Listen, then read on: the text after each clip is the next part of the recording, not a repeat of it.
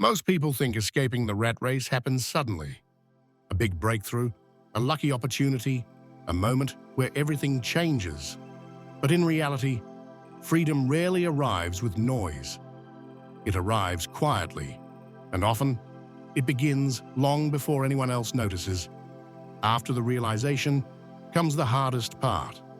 Not knowledge, not motivation, but unlearning. Unlearning habits that once felt normal. Unlearning beliefs passed down without question. Unlearning the idea that struggle is simply how life works. Because the rat race doesn't survive on poverty alone, it survives on beliefs. One of the strongest beliefs is this: if I just earn more, everything will be fine. So people chase raises, overtime, new jobs. And sometimes the income does increase, but so do expectations, a better car, a bigger apartment, more obligations. The finish line moves and the race continues. This is how people stay trapped, not by low income, but by lifestyle inflation. Those who begin to break free make a different choice. Instead of asking, how can I earn more? They ask, how can I keep more? They slow down their spending. They question convenience. They stop trying to impress people who are also running. This isn't deprivation, it's control. And control is the first real taste of freedom. Another quiet shift happens next. They stop seeing money as something to spend and start seeing it as something to deploy. Every dollar becomes a worker. Some dollars protect emergency savings. Some dollars grow long-term investments. Some dollars support daily living. But none are left without purpose. This is the difference between earning money and directing money. School rarely teaches this. At this stage, patience becomes a weapon. While others rush into trends, those escaping the rat race move slowly.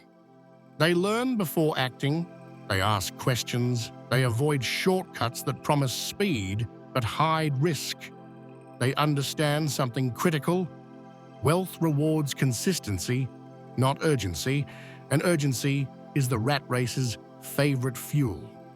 Then comes the moment most people overlook, the moment of option building. Escaping the rat race doesn't require quitting your job immediately. It requires reducing dependence on a single outcome. Some people build skills, some start small side projects, some invest in long-term assets. Some simply create financial breathing room. None of these look dramatic at first, but together they create leverage. And leverage creates choice. What changes most, however, is not the bank balance. It's the mindset. Time becomes more valuable than status. Stability becomes more important than appearance. Progress replaces pressure. People stop comparing timelines. They stop asking, why am I behind? And start asking, am I moving in the right direction? That question alone changes everything. The rat race doesn't end with a finish line. It ends with understanding. Understanding how money flows, understanding how habits compound, understanding that freedom is built, not discovered. And once that understanding takes root, the race loses its power. This is why many people who escape never announce it. They don't post about it, they don't argue about it, they don't need validation, because the real reward isn't wealth alone, it's peace.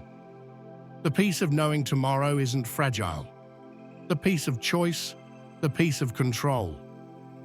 School taught us how to follow a path, but escaping the rat race requires learning how to design one. This channel exists to help you understand that process clearly, calmly, and without hype. If Part 1 helped you see the problem, Part 2 shows the direction. And Part 3 will explore what happens when financial understanding turns into long-term freedom. Subscribe to Wealth Explained, because the rat race doesn't end when you stop running. It ends when you understand why you were running in the first place.